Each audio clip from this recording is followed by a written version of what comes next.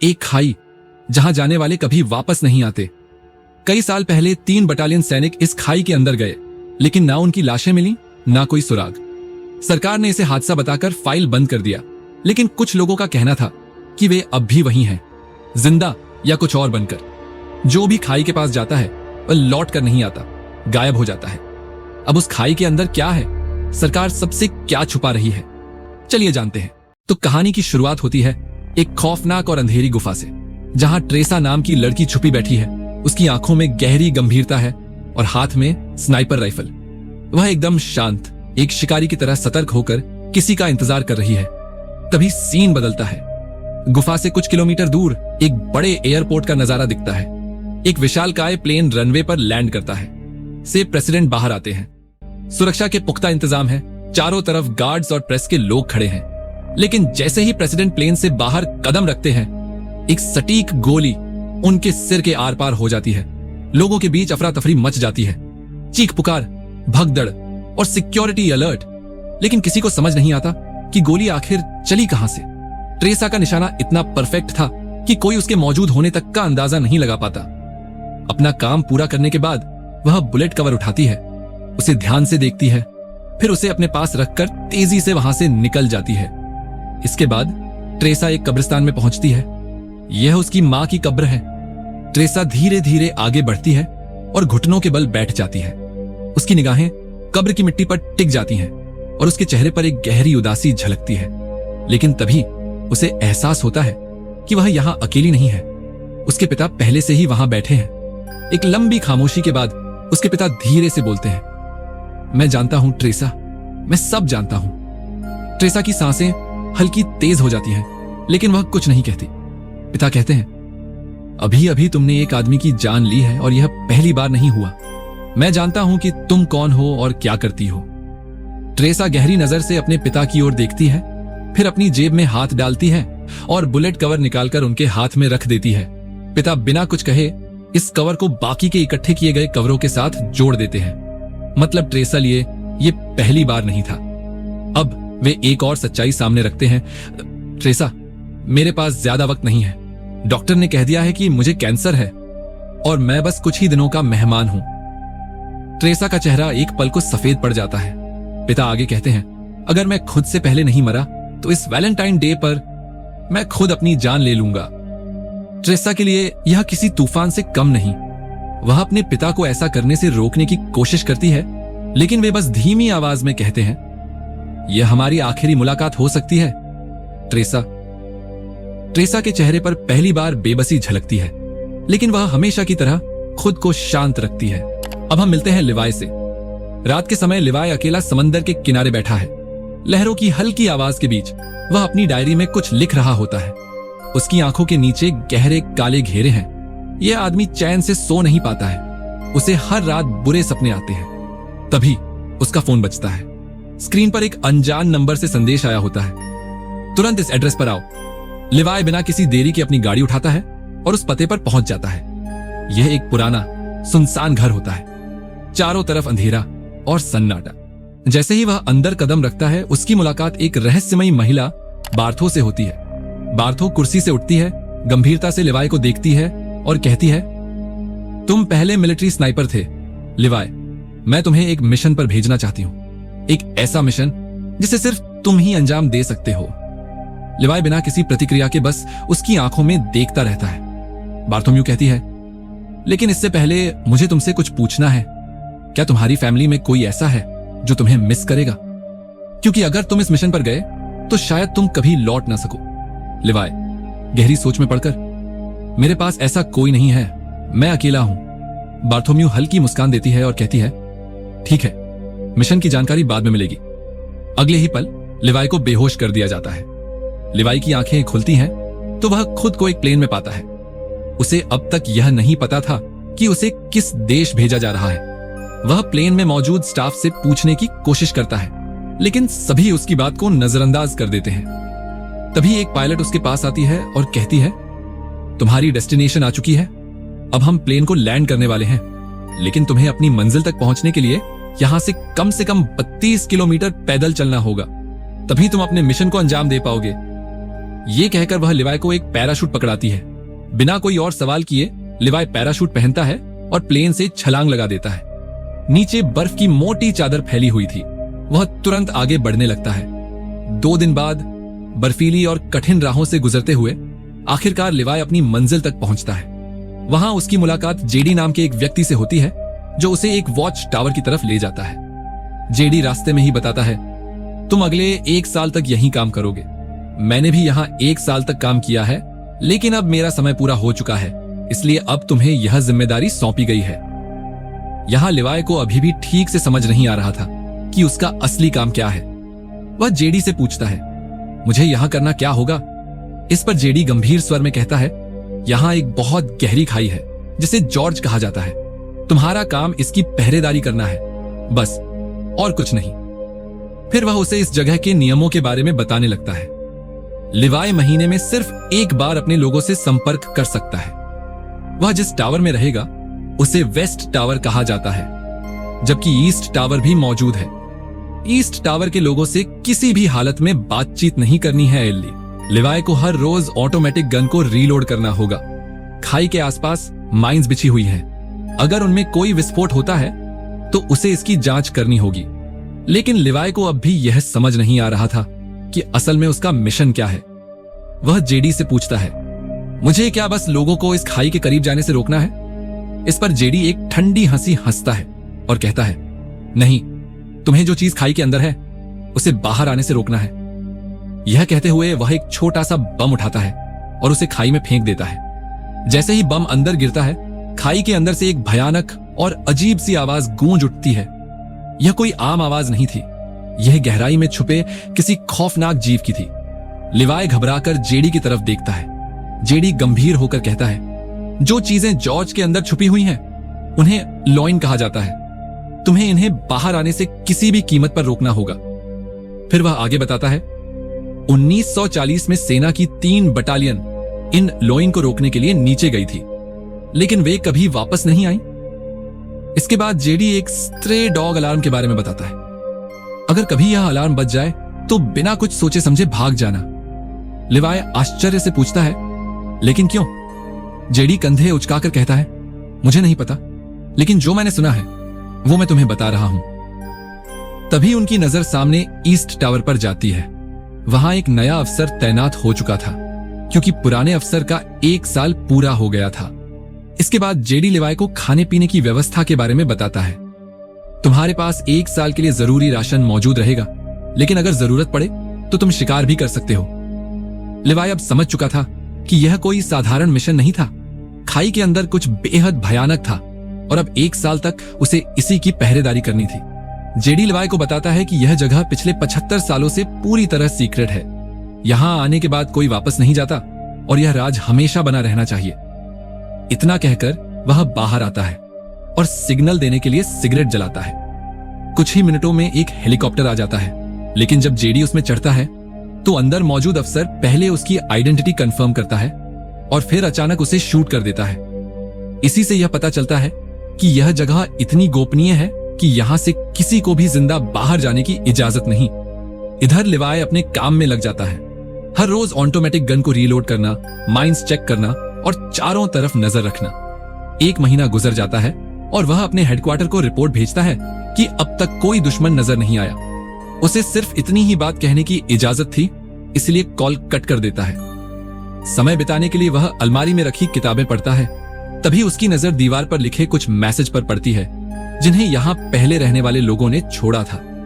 इन्हें पढ़ने के बाद वह बाहर आता है और टेलीस्कोप की मदद से दूसरे टावर को देखने की कोशिश करता है।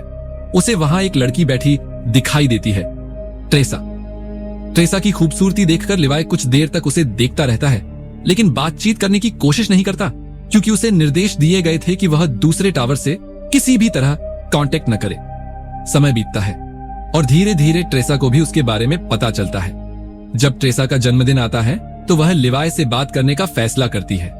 वह एक कागज पर लिखकर लिवाय से उसका नाम पूछती है। लिवाय पहले मना कर देता है, लेकिन जब ट्रेसा अपना नाम बता देती है तो वह भी आखिरकार अपना नाम लिख देता है। इस तरह उनकी दोस्ती की शुरुआत होती है। धीरे धीरे दोनों को एक दूसरे की आदत हो जाती है। एक दिन जब लिवाय को पता चलता है कि ट्रेसा भी एक स्नाइपर है, तो वह उसका टेस्ट लेने के लिए उसके सामान पर निशाना लगाता है। ट्रेसा ये देखकर जवाबी फायर करती है, लेकिन तभी उसकी नजर खाई से बाहर आ रहे कुछ खतरनाक मॉन्स्टर्स पर पड़ती है। ट्रेसा फौरन लिवाय को इशारा करती है और लिवाय मॉन्स्टर्स पर ताबड़तोड़ फायरिंग शुरू कर देता है, लेकिन उनकी संख्या बहुत ज्यादा थी, इसलिए ट्रेसा भी अपने टावर से उन पर निशाना लगाने लगती है। तभी एक डरावना मॉन्स्टर जो आधा इंसान और आधा जानवर था, अचानक ट्रेसा के टावर के करीब पहुंच जाता है। ट्रेसा खुद को बचाने के लिए गोली चलाने की कोशिश करती है, लेकिन कोई फायदा नहीं होता। मॉन्स्टर धीरे धीरे उसकी ओर बढ़ता है, लेकिन ऐन वक्त पर लिवाय फायर करता है और उसे मार गिराता है, जिससे ट्रेसा की जान बच जाती है। अगले दिन लिवाय माइंस की जांच करने जाता है, जहां अचानक खाई से एक छोटा ड्रोन उड़ता हुआ बाहर आता है और तेजी से कहीं चला जाता है। लिवाय और ट्रेसा दोनों इसे देखते हैं, लेकिन उन्हें समझ नहीं आता कि ये ड्रोन कहां से आया और इसका क्या मतलब है। अब दिसंबर का महीना शुरू हो चुका था। लिवाय आखिरकार फैसला करता है कि उसे ट्रेसा से मिलना चाहिए। वह अपने आरपीजी के अंदर एक रस्सी बांधता है और मिसाइल को दूसरी तरफ छोड़ देता है। रस्सी ट्रेसा के टावर तक पहुंचती है और वह इसे एक पेड़ से बांध देती है। लिवाय इस रस्सी के सहारे दूसरी तरफ पहुंच जाता है। ट्रेसा उसे देखकर बहुत खुश होती है, लेकिन गले लगाने से पहले उसे नहाने के लिए कहती है।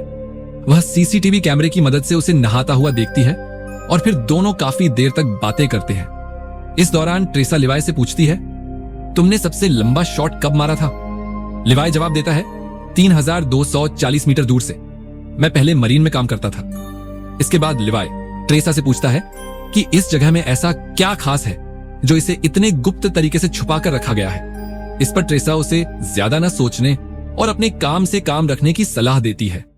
इसी दौरान वह अपने पिता के बारे में भी बताती है, जो संभवतः अब इस दुनिया में नहीं है।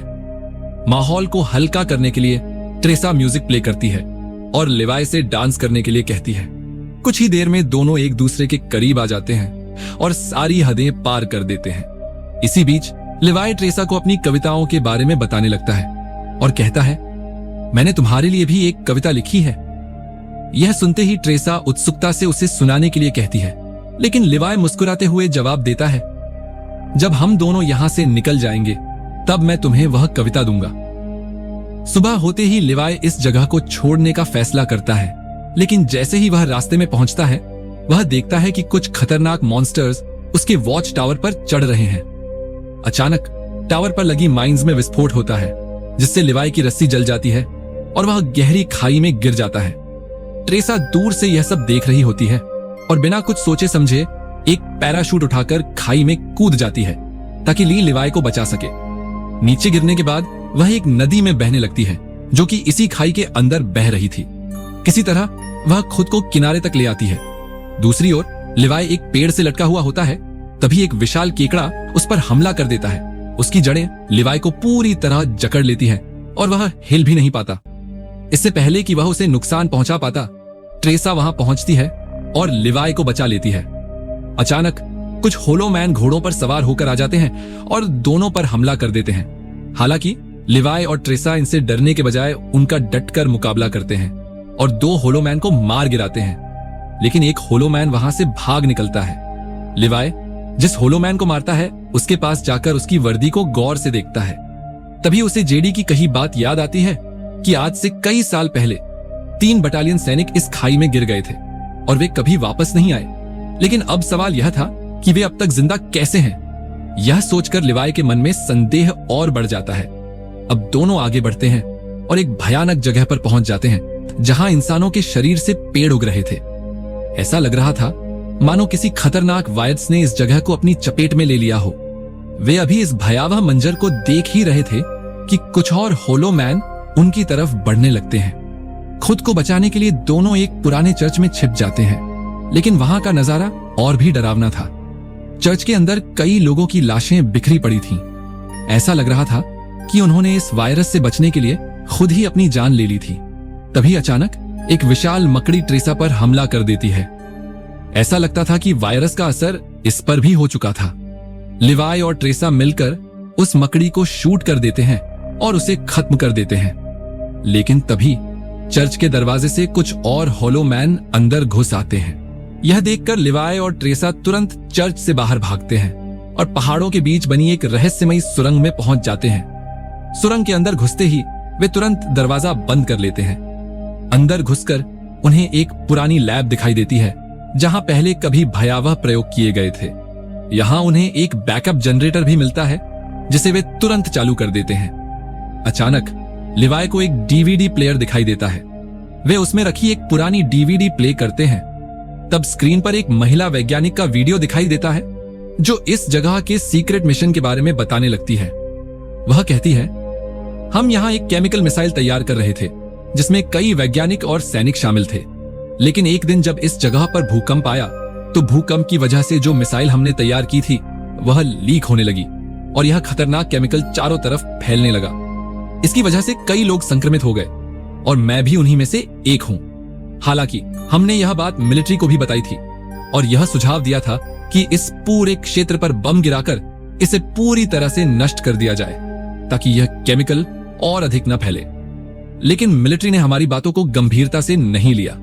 इस लेडी की बातें सुनने के बाद लिवाय और ट्रेसा को अब पूरी सच्चाई समझ में आ चुकी थी, इसलिए वे सुरंग के बारे में और अधिक जानने की कोशिश करते हैं। इसी दौरान उन्हें वहां एक आधुनिक कंप्यूटर मिलता है जो इस जगह के बाकी माहौल से बिल्कुल अलग था। यह देखकर वे दोनों हैरान रह जाते हैं और उस कंप्यूटर को ऑन करने का फैसला करते हैं। जब वे उसमें मौजूद जानकारी को देखते हैं तो उनकी आंखें फटी की फटी रह जाती हैं। कंप्यूटर में उन्हें एक डार्क लैब नाम की कंपनी के बारे में पता चलता है जो कि पैरामिलिट्री बनाने का काम करती थी। यह कंपनी यहां से संक्रमित लोगों के सैंपल ले जाती थी और उन पर प्रयोग करके अपने सैनिकों को सुपर सोल्जर बनाने की कोशिश कर रही थी।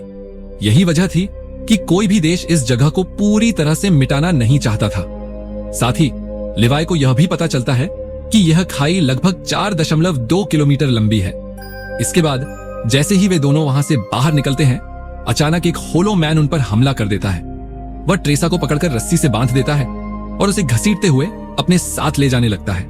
हालांकि ट्रेसा रस्सी को काटने की कोशिश करती है लेकिन सफल नहीं हो पाती। दूसरी तरफ लिवाय भी ट्रेसा को ढूंढने के लिए भटक रहा होता है और इसी दौरान वह एक ऐसी जगह पहुंचता है जहां एक बहुत बड़ी मिसाइल रखी हुई थी। वहीं हम ट्रेसा को एक पेड़ से लटका हुआ देखते हैं और उसके सामने वही होलो मैन खड़ा होता है। ट्रेसा उससे खुद को आजाद करने के लिए कहती है, लेकिन जब वह उसकी बात नहीं सुनता तो वह खुद को किसी तरह मुक्त करके उस पर हमला कर देती है। काफी देर तक दोनों के बीच लड़ाई चलती है। तभी वहां लिवाय भी पहुंच जाता है और होलो मैन को शूट कर देता है। वह ट्रेसा को बचा लेता है, लेकिन जब लिवाय होलो मैन की वर्दी पर उसका नाम देखता है तब उसे पता चलता है कि यह वही व्यक्ति था जो पहले वॉच टावर का गार्ड था और बाद में संक्रमित हो गया था। अब ये दोनों वहां से निकलने का फैसला करते हैं। वे एक पुरानी कार में एक नई बैटरी लगाते हैं और उसे रस्सी से बांध देते हैं ताकि वह ऊपर जा सके। लेकिन जैसे ही कार ऊपर की तरफ बढ़ती है, अचानक बहुत सारे होलोमैन उन पर हमला कर देते हैं। लिवाय और ट्रेसा अपनी स्नाइपर गन से कई होलोमैन को मार गिराते हैं, लेकिन एक वक्त ऐसा आता है जब उनकी गोलियां खत्म हो जाती हैं। तब वे आग लगाकर होलोमैन को जलाने की कोशिश करते हैं। इसके बाद वे एक पहाड़ तक पहुंचते हैं और उस कार को नीचे धकेल देते हैं, जिससे और भी होलोमैन खत्म हो जाते हैं। इसके बाद वे किसी तरह ईस्टर्न टावर तक पहुंच जाते हैं, लेकिन उन्हें यह डर सताने लगता है कि कहीं वे भी संक्रमित ना हो गए हों। अगले दिन लिवाय रस्सी की मदद से अपने वॉच टावर पर वापस जाता है। वहां बार्थो उससे संपर्क करके पूछती है, क्या तुम जॉर्ज के अंदर गए थे? लिवाय मना कर देता है। यह सुनकर बार्थो कहती है कि हो सकता है कि दूसरे टावर का कोई अफसर जॉर्ज में गया हो, क्योंकि किसी ने हमारे कंप्यूटर को ऑन किया है, इसलिए अब तुम्हें उसे खत्म करना होगा।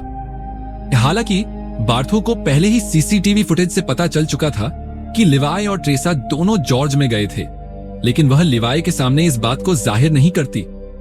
अगले दिन वह खुद हेलीकॉप्टर लेकर वहां आ जाती है, लेकिन जैसे ही उसका हेलीकॉप्टर वहां पहुंचता है, लिवाय और ट्रेसा उसे देख लेते हैं और समझ जाते हैं कि वह उन्हें मारने के इरादे से आई है, इसलिए वे जंगल की ओर भागने लगते हैं। लिवाय को पता था कि 4.2 किलोमीटर पार करने के बाद यह खाई आपस में मिल जाती है और वहां से वह ट्रेसा के पास पहुंच सकता है, इसलिए वह वॉच टावर के एंटी पर हमला करता है। इससे वहां अलार्म बजने लगता है, जिसका मतलब था कि अगले 2 मिनट में स्ट्रे डॉग मोड ऑन हो जाएगा और यह जगह खुद ही नष्ट हो जाएगी। बार्थो ये अच्छी तरह समझती थी, इसलिए वह तेजी से हेलीकॉप्टर लेकर वहां से भागने लगती है। उधर लिवाय और ट्रेसा खाई के किनारे पहुंच चुके होते हैं। ठीक 2 मिनट बाद जॉर्ज में रखी हुई मिसाइल ब्लास्ट हो जाती है। इस धमाके से वहां मौजूद सभी होलो मैन मारे जाते हैं। बार्थो का हेलीकॉप्टर भी धमाके की चपेट में आ जाता है, जिससे वह भी मारी जाती है। दूसरी तरफ लिवाय पानी में गिर जाता है, लेकिन ट्रेसा बच जाती है। वह एक जगह बैठकर लिवाय का इंतजार करने लगती है। कई दिन बीत जाते हैं, लेकिन लिवाय का कोई अता पता नहीं चलता। ट्रेसा उसकी लिखी हुई कविता को खोलकर पढ़ती है और फिर अपने जीवन की एक नई शुरुआत करने का फैसला करती है। वह एक रेस्टोरेंट में काम करने लगती है, लेकिन तभी अचानक एक दिन वहां लिवाय लौट आता है। उसे देखकर ट्रेसा खुशी से झूम उठती है और दोनों एक दूसरे को गले लगाते हैं। फिर वे एक दूसरे को किस करते हैं और इसी के साथ यह कहानी खत्म हो जाती है। लेकिन अगर आप जानना चाहते हैं कैसे एक सरकार लोगों को मौत से भी बदतर सजा दे रही है, तो राइट वाली वीडियो पर क्लिक करिए